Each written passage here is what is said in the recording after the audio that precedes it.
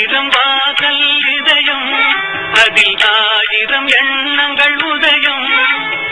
யாரோ வருவார் யாரோ இருப்பார், வருவதும் போவதும் தெரியாது. ஒருவர் மட்டும் குடியிருந்தால் துன்பம் ஏதுமில்லை. ஒன்றிருக்க ஒன்று வந்தால் என்றும் அமைதி இல்லை. நினைப்பதெல்லாம் நடந்து விட்டால் தெய்வம் ஏதுமில்லை.